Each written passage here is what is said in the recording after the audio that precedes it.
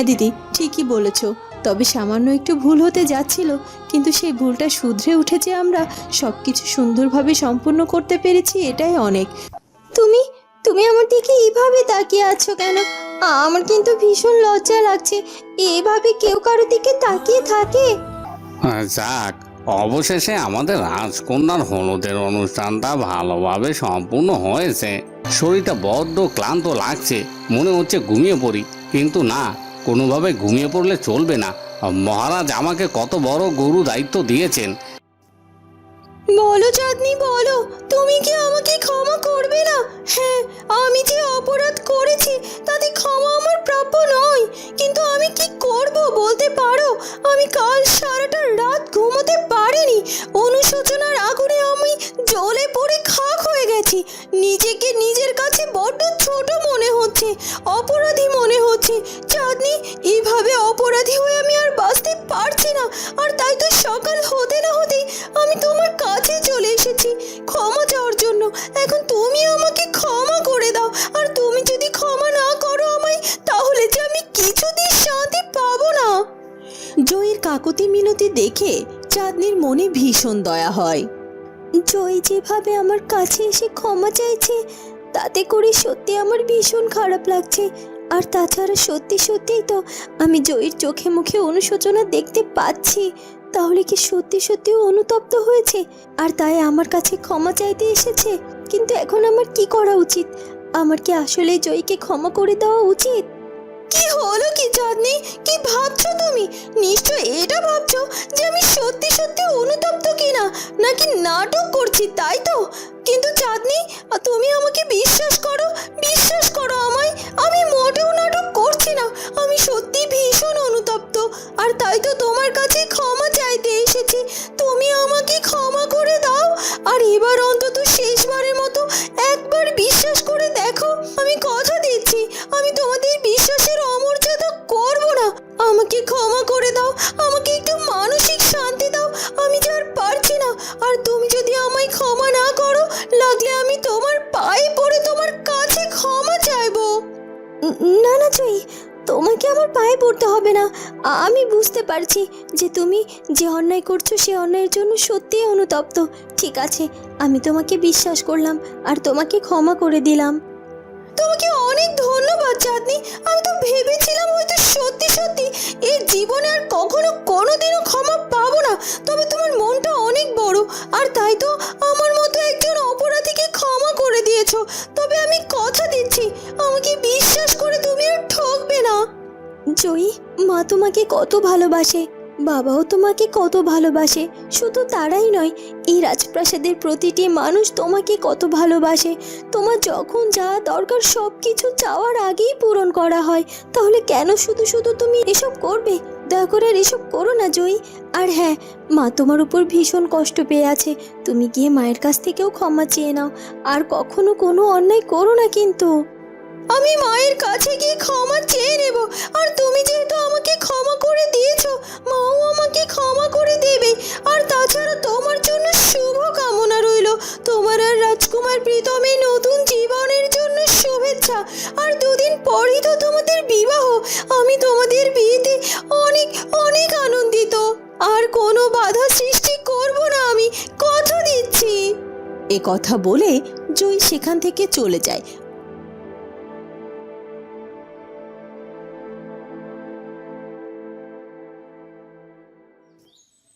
ওদিকে সকাল সকাল মালিনী রাজপ্রাসাদে যাওয়ার জন্য প্রস্তুত হয়।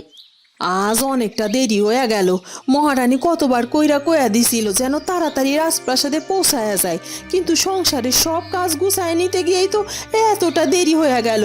কি করবো, আমারও তো সংসার আছে, স্বামী আছে, তার জন্য তো খাবার দাবারও রান্না বান্না কইরা রাখা যাইতে হয়। কখন না কখন রাজপ্রাসাদ থেকে ফিরি, সেটা তো আর কখন যায় না। তবে মহারানী গেলে কি বলবে এত দেরিতে, সেটাই বুঝতে পারতাছি না। যাই হোক, মহারানীরে গিয়া যদি বুঝাইয়া কই, তাহলে উনি ঠিক বুঝবো। তাছাড়া এখনো তো এতটা দেরি হয়নি।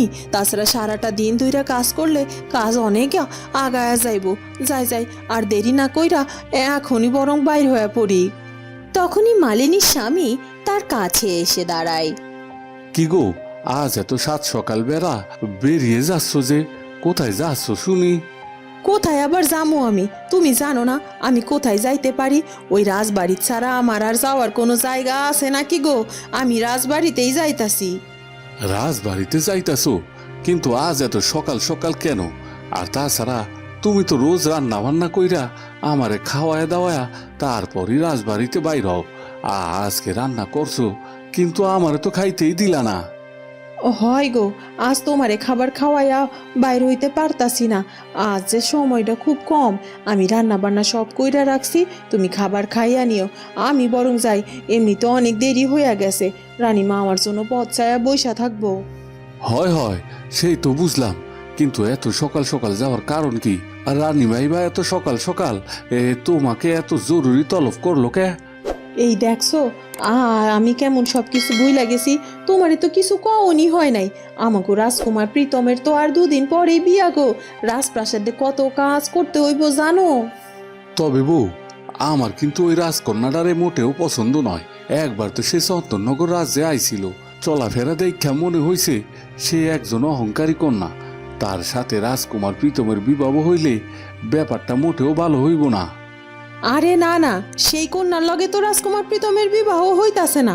রাজকুমার প্রীতমের বিবাহ হইতাছে আমাগো ফুলকুমারীর নিজের কন্যার লগে। আগে আগে যে রাজকন্যারে তুমি দেখছিলা, সেটা আমাগো ফুলকুমারীর আসল মাইয়া না। আমাগো ফুলকুমারীর আসল মাইয়ার নাম হলো চাঁদনি।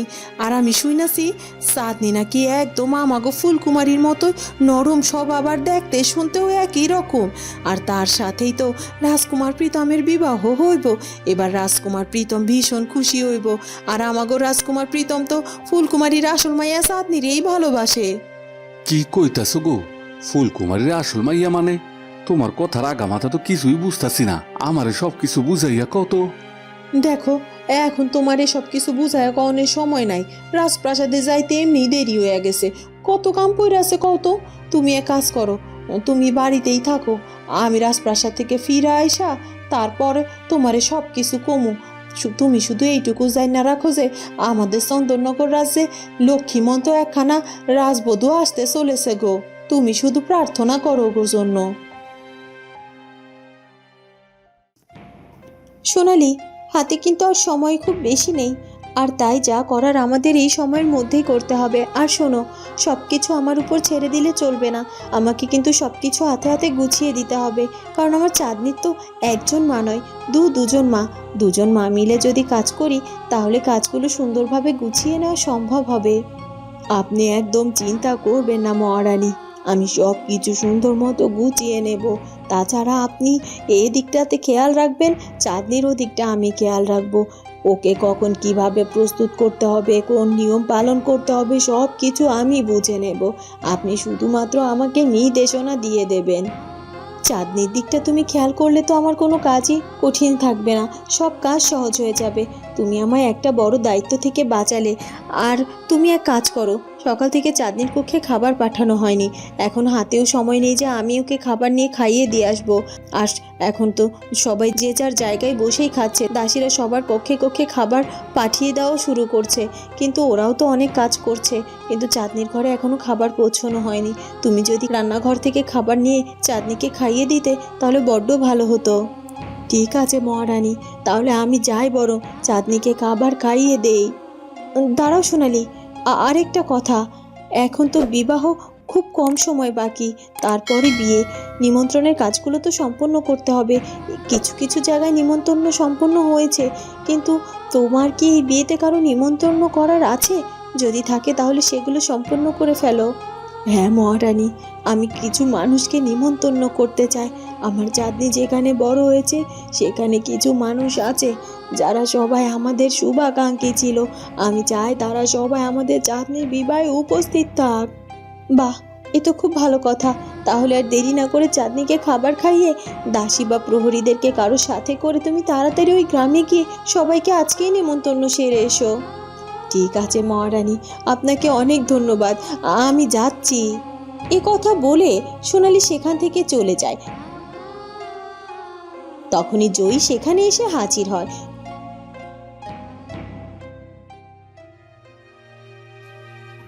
জয়ীকে দেখেই ফুলকুমারী বিরক্ত হয়ে সেখান থেকে চলে যেতে যায়।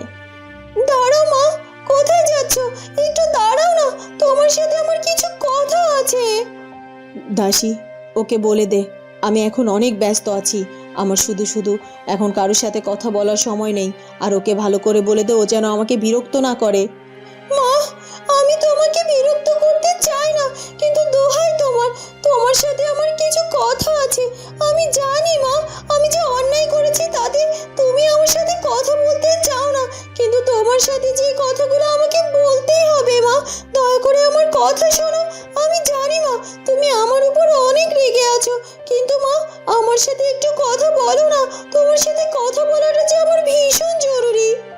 ওদিকে প্রহরী সকাল সকাল সেনাপতি মশাইয়ের জন্য কারাগারে সকালের খাবার নিয়ে হাজির হয়। এই যে সেনাপতি মশাই, এখনো কি ঘুম ভাঙেনি, নাকি দাঁড়িয়ে দাঁড়িয়ে এখনো ঘুমোচ্ছেন? ইস, এই কারাগারে কত শান্তিতে রেখেছো যে আমার চোখ থেকে ঘুম যেন যাবেই না। শান্তিতে আমি ঘুমাবো, তাই তো? এখানে কি ঘুমানোর কোনো উপায় আছে? না আছে কোনো বিছানা, না আছে কোনো পালঙ্ক, কোথায় ঘুমাবো আমি? আমি তো প্রায় রোজ রাতেই নির্ঘুমভাবে পার করি। সে তো একটু নির্ঘুমভাবে পার করতেই হবে সেনাপতি মশাই, কারণ এটা তো আপনার আরামের কক্ষ নয় যে এখানে পালঙ্ক থাকবে, বিছানা থাকবে। এটা তো কারাগার, আর অপরাধীদের এই কারাগারে কষ্ট করে থাকতে হয় দেখেই তো তাদেরকে কারাগারে শাস্তি দেওয়া হয়, তাই না? কারাগার কখনো আরামের জায়গা হতে পারে না। আর আপনি তো অপরাধ করেছেন, মহা অপরাধ করেছেন, তাই আপনাকে তো এই শাস্তি নিতেই হবে। প্রহরী, তোমার মুখ থেকে আমি এসব কথা শুনতে চাই না। তুমি এখন এত সকাল সকাল কেন এসেছো সেটা বলো। রাজপ্রাসাদে খুশির আমেজ চলছে, আর দুদিন পরে আমাদের রাজকন্যা চাঁদনির সাথে রাজকুমার প্রীতমের বিবাহ। আর তাই তো আজ থেকে সবার জন্য বিশেষ কিছু খাবারের আয়োজন করা হয়েছে।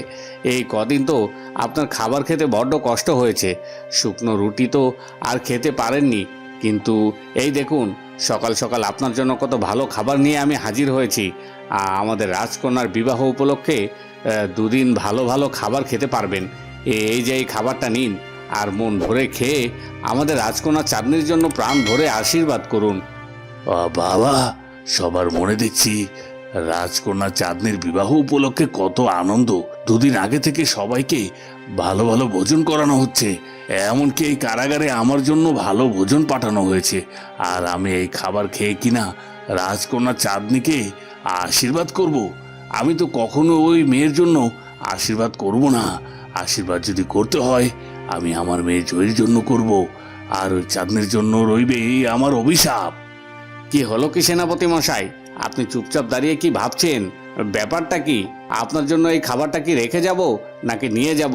খাবারটা কি খেতে চান নাকি খেতে চান না? আপনি কোনটা করবেন আমাকে বলুন। না না না না, এতদিন পর এত ভালো খাবার এনেছো আর আমি খাবো না, সেটা কি কখনো হয়? ঠিক আছে, আমার কারাগারের ভেতরে খাবারটা দিয়ে যাও, আমি সময় মতো খেয়ে নেব। ঠিক আছে, আমি খাবারটা দিয়ে যাচ্ছি। এরপর প্রহরী সেনাপতি মশাইকে সেই খাবারটা দিয়ে যখনই কারাগার থেকে বের হতে যাবে তখনই তার চোখ পড়ে মেঝেতে, আর সে দেখতে পায় সেখানে কিছু একটা পড়ে আছে। কি এখানে এটা কি পড়ে আছে? দেখে তো মনে হচ্ছে কোনো মেয়ে মানুষের কানের অলংকার। হ্যাঁ হ্যাঁ হ্যাঁ, তাই তো, দেখি তো, উঠিয়ে দেখি। এরপর সে প্রহরী কানের দুলটি হাতে তুলে নেয়, আর সেটা হাতে তুলে নিতেই সে ভীষণ অবাক হয়ে যায়। কি এখানে এই কানের অলংকারটি কোথা থেকে এলো? আর এই কানের অলংকারটা দেখে তো মনে হচ্ছে নিশ্চয়ই কোনো মেয়ে মানুষ এখানে এসেছিল, কিন্তু আমি তো সব সময় এখানে দাঁড়িয়ে দাঁড়িয়ে পাহারা দিই। এখানে তো কারো প্রবেশ করার কথা নয়, তাহলে কি করে কেউ এই কারাগারে এলো? আর তাছাড়া রাজপ্রাসাদে এমন কে আছেন যিনি লুকিয়ে লুকিয়ে কারাগারে আসবেন?